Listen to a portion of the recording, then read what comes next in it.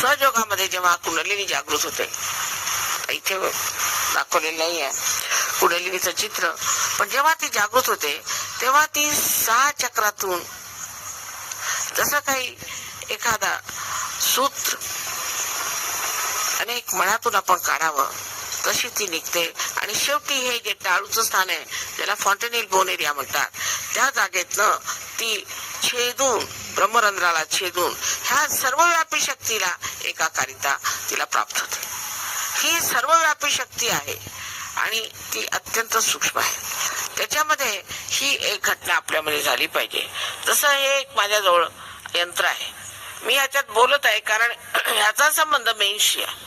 जर हा संबंध तुटला तर ह्याच्यात बोलण्यात काहीच अर्थ राहणार नाही. तसंच होतं जेव्हा आपला संबंध या सर्वव्यापी शक्ती बरोबर होऊन जातो तेव्हा एक महान परिवर्तन आपल्यामध्ये येतं.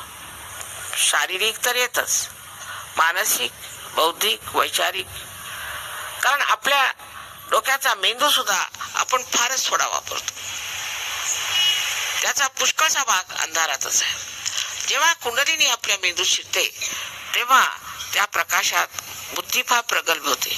आम्ही पाहिलंय पुष्कळशी मुलं जी ढ म्हणून म्हटली जात होती ती पार झाल्यानंतर किंवा कुंडलिनी जागृतीनंतर वर्गात फर्स्ट येऊ लागली, स्कॉलरशिप मिळाली. राहुल लीला अशी बरीच मुलं आहेत.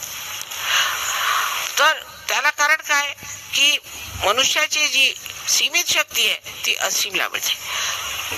म्हणजे एक व्यक्ती आहे, एक व्यष्टी आहे, ती समष्टी समावते आणि त्यामुळे माणसामध्ये महदांतर येऊन जात. कारण त्या प्रकाशात, आत्म्याच्या प्रकाशात तो बघतो की हे काय, हे मी काय करतोय. जसं मी असं उदाहरण देत असते की आपण एक हातामध्ये साप घेऊन उभे असतो आणि साप आम्ही म्हणतोय की साप आहे आपल्या हातात, पण अंधार आहे, डोळे मिटलेले आहेत, काही दिसत नाही. तर असा हट्ट धरू शकतो की नाही हा साप नाही, हे दोरखंड आहे. साप चावेच तर आपण असं म्हणत राहू शकतो. पण जेव्हा का थोडासा प्रकाश येईल लगेच आपण साप सोडून देतो. तसंच आहे. आधी कळस मग पाया.